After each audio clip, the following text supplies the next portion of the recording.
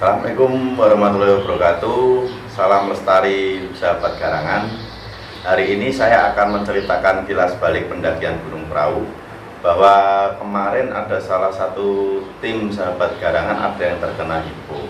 Dan ternyata teman-teman, rekan kita itu sudah sampai berhalusinasi.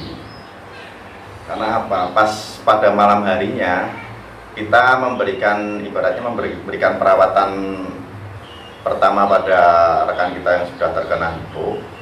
Itu kita berikan kaos tangan, kita berikan jaket, dan kita berikan SP double. Itu pun di pagi harinya dia ternyata nggak sadar kalau ternyata dia itu menggunakan itu semua, padahal dia tahunya pada waktu dia masuk tenda mau tidur, mau istirahat malam itu dia cuma menggunakan satu jaketnya saja sama ya seperti biasa lah.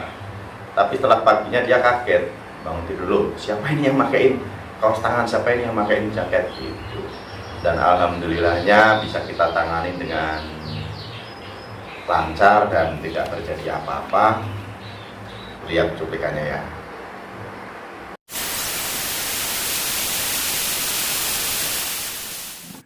Assalamualaikum warahmatullahi wabarakatuh.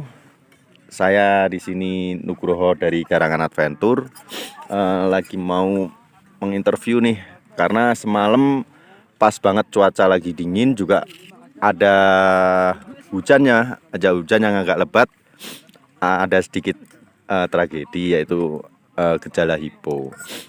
Dan ini saya langsung berhadapan dengan Mbak Talita ya Mbak namanya ya. Kenalan dulu, Mbak Talita yang semalam mau hipo. Gimana Mbak perasaan yang semalam itu? Sadar nggak waktu mau hipo itu? Nggak sadar. Apa yang dirasain semalam? Nggak ngerasa apa-apa. Dingin atau gimana? Awalnya gitu? dingin. Awalnya dingin terus Nggak tahu pas aku tiduran, bangun-bangun waktu kebelet tipis itu udah pakai jaket double. Oh berarti nggak sadar ya, dikasih jaket, dikasih selimut, SP gitu. Enggak. Terus dimasukin tas-tas di pinggir, Enggak. dibenerin. Cuman tiba-tiba tahu-taunya pas pipis itu ya. Iya. Pas mau pipis. Jadi gini, hipo itu cenderung kalau memang sudah terlalu kedinginan, orangnya itu kayak halu. Jadi dia nggak sadar, karena dia kedinginan itu dia nggak sadar, tahu-taunya dia langsung kayak dikasih jaket, dikasih segala macam. Kayak kita semalam ada penguapan pakai air gitu sama kompor gitu juga nggak tahu ya berarti ya. Enggak. Padahal di situ posisinya Mbak Talita sendiri juga bangun kan, maksudnya nggak yang tidur gitu loh. Enggak Tapi tahu. di situ nggak tahu juga ya. Iya. Jadi gitu. Untuk teman-teman nih yang suka naik gunung, kalau pas ada sesuatu yang terjadi di rombongannya, yaitu gejala hipo atau apa, karena hipo itu satu penurunan suhu tubuh dan perubahan cuaca di gunung.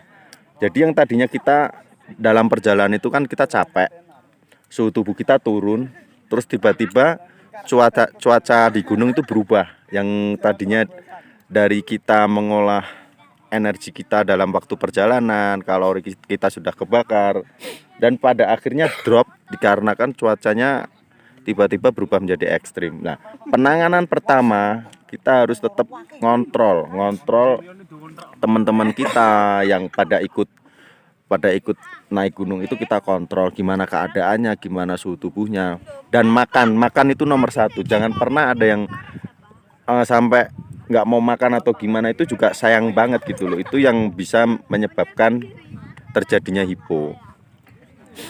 Penanganan pertama di saat hipo, satu, di dalam tenda kita kasih kayak mantel yang hangat, jaket double, terus penguapan air di dalam tenda itu juga bisa. Penguapan air contohnya kita masak air di dalam tenda itu bisa menyebabkan sedikit kehangatan. Dan untuk Mbak Talita sendiri pun, Mbak Talita sendiri juga nggak sadar gitu loh, nggak sadar kalau dia sendiri kita seperti itu.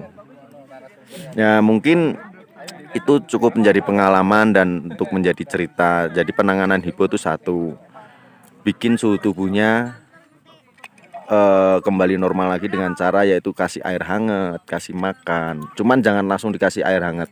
Kita harus bikin dia sadar dulu biar dia nggak terlalu halusinasi, karena takutnya kalau dia halu dia nggak sadar, itu yang paling bahaya.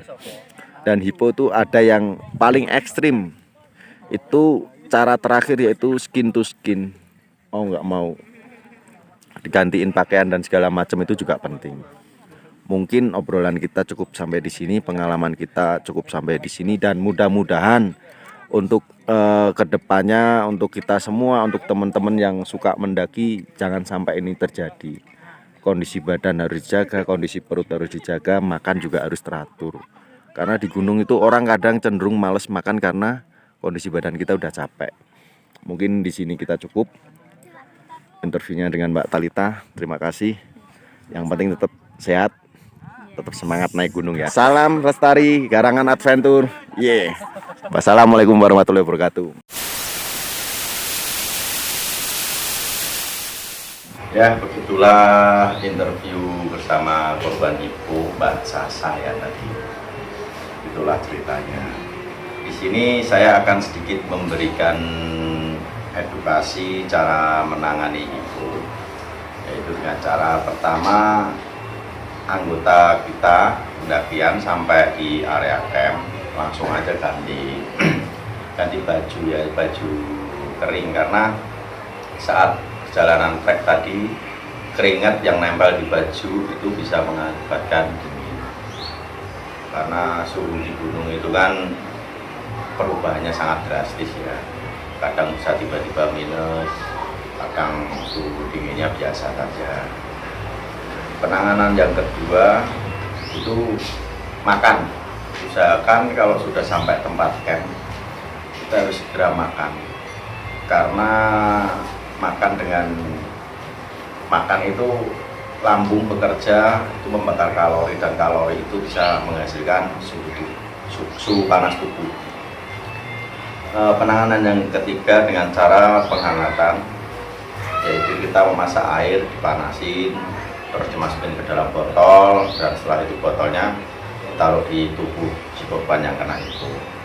Atau dengan cara kita masak air di dalam tenda, karena uap air itu bisa menghasilkan panas juga.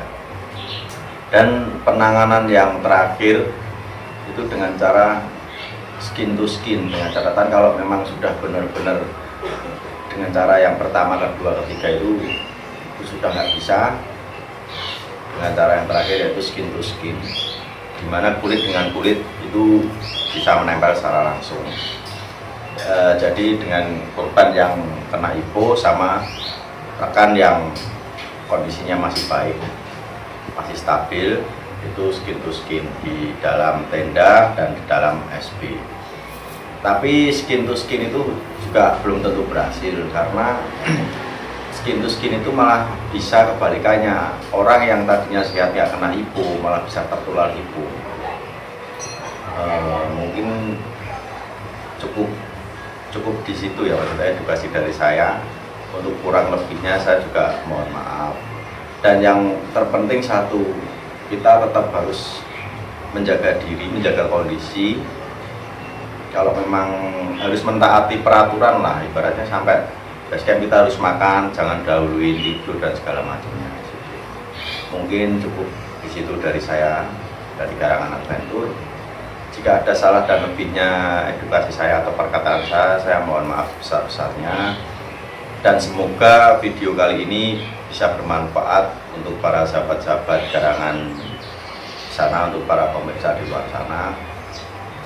Dari saya, pesan saya satu, lestarikan alam, jaga alam, rawatlah alam. Karena tanpa alam keberlangsungan hidup manusia itu tidak akan bisa.